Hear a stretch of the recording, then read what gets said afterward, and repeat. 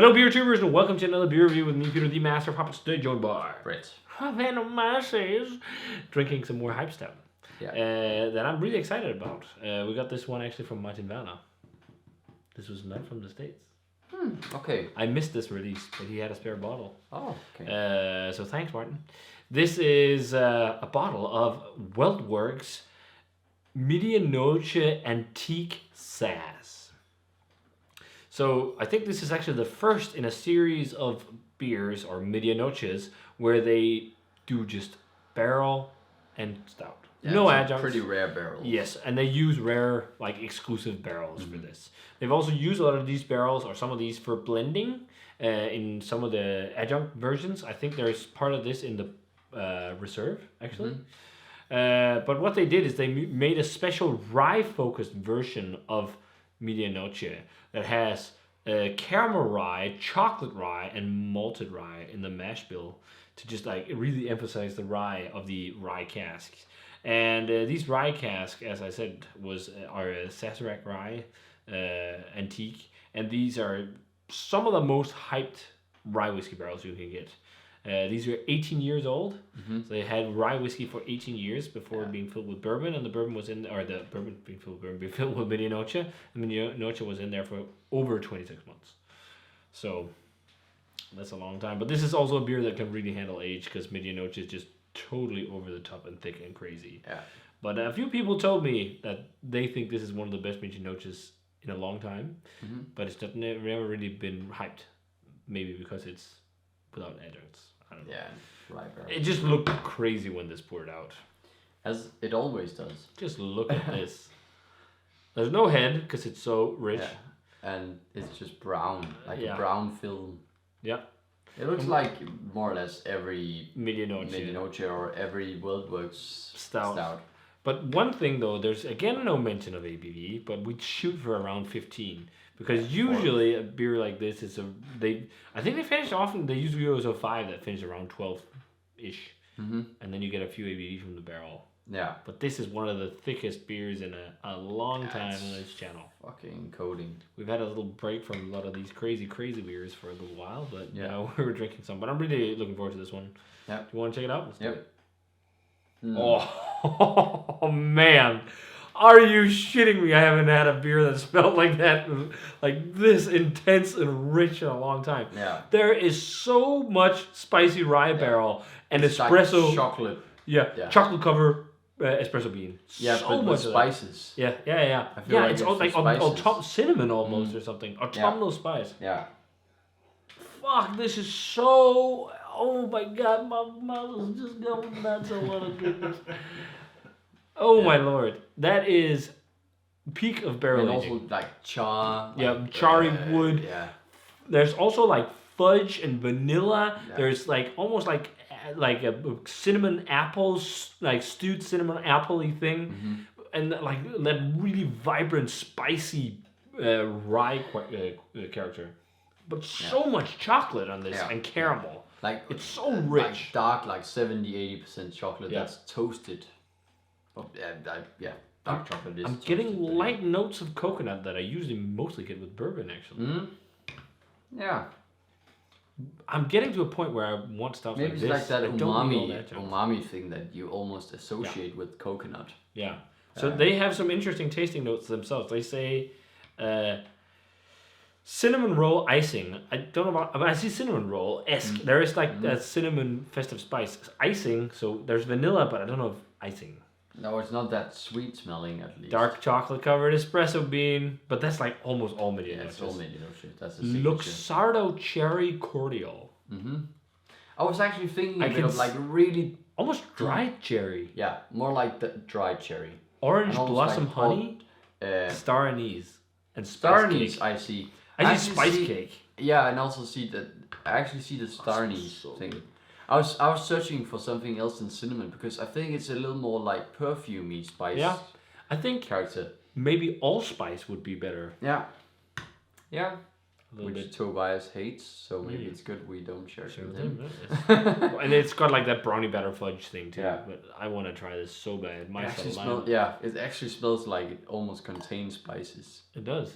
But that's because the barrels are so complex. I think You so, know, and it's I not just cinnamon. It's like Yes. these like fresh, almost like floral, Yeah, slightly it's almost like- citrusy kind of spice notes. It's almost like pumpkin pie spice. Yeah. Because it's a plethora of like cinnamon, allspice, nutmeg, clove. Yeah. It's that, but it's like subdued. It's not like it's No. actual craziness in there. just It's just like integrated. it's just a cool barrel profile that suits it really well. Yeah. It smells wonderful. Let's try it. Cheers. I'm so stoked on this. Cheers. Yep. Thanks, Martin.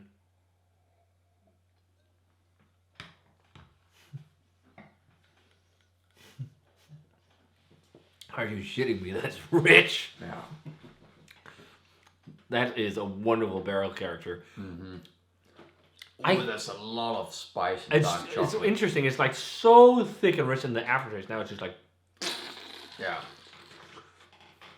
if you don't like rye whiskey, you'll hate this. I don't think I've ever had a beer that's been this much like stout that's been this rye forward and rye whiskey forward. Yeah. There's so much, almost like rye bread as well, like sour, because rye bread is a sourdough. There's like a tartness to it because of all the roasted malt. There's almost like dark chocolate on rye bread. Yeah, it's like really dark chocolate it's on rye bread. 80-90% dark chocolate or something like that. But it's like these mouthfeels that are so over the top. I think it's getting to a point where like it's too much. I don't think it's too much in this, but it's like I would not want this richer. At least not sweeter. Like if I this think mouthfeel, if it's this it's not a sweet beer. Like it actually isn't. But what I'm saying is, this mouthfeel with the really sweet stout would be like nasty. It would be too much, because the reason why I still like this, love it. I really love it, is because it's not sweet. I think it helps it so much that it's really thick. Yeah. And like luxurious. Almost like like a pudding or something. Yeah. But the reason why it doesn't become too much is because it's not crazy sweet. It's spicy and it's so robust in flavor profile. What I'm really loving is that, especially on the aftertaste, it's leaning towards old school American Imperial stout with massive amounts of roasted malt. Yeah, it's like King of Darkness or like a fucking crazy hyped up Hoppin' Frog stout. But with less tartness. Yeah, it's like less tart. It doesn't have much thicker than those beers. Maybe King of Darkness was also really rich. Yeah, but it's it doesn't have that like sour or tart like black cherry thing. No. There's so much spicy rye. I can see why a lot of people are not as hyped about this compared to others, because it's. I'm about to say something derogatory, but it's not like a kid's stout that is sweet and fudgy and vanilla and caramel.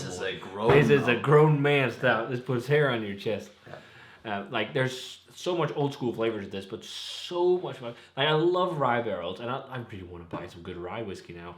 It's like I love rye barrels. I love that just like that unique character. It still has fudge and whatnot, but that like really sharp, spicy grain character is so nice. And then just like these robust old school flavors, it's so awesome. I feel like I think there's definitely new school brightness with the brownie badger and whatnot, but I think it's much less than other Medianoches. This is like a Medianoches for all the old school beer geeks. Yeah, and I also think that vanilla fudge brightness is more in the aroma than the taste. I think the taste is, or the flavor profile is like even more robust than the aroma. Yeah. So it's definitely not for the fudge bros. No. But yeah, 97. I think I like it as much as Old Elk. It's just a very different beer than that one. But you really have to like really heavy, robust flavors.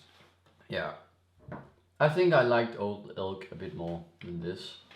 I really enjoy the aroma of this because I think it has a bit more. It has more brightness on the aroma. Yeah, and I think it has a wider range of flavors, aromas, or flavors of like notes.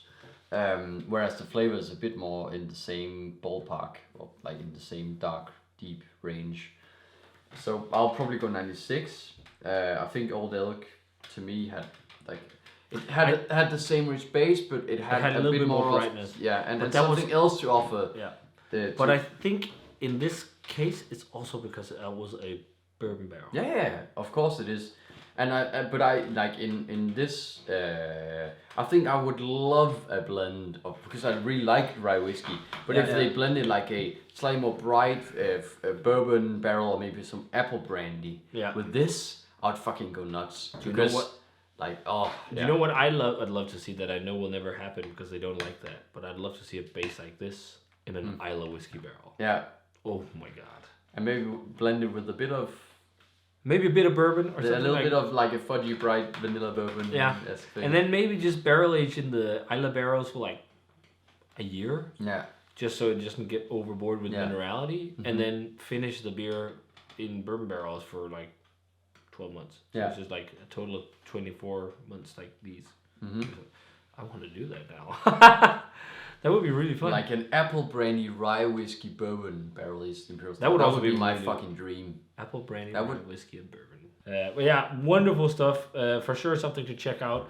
But you have to be into robust and really dense, dark, deep, rich flavors. Spicy.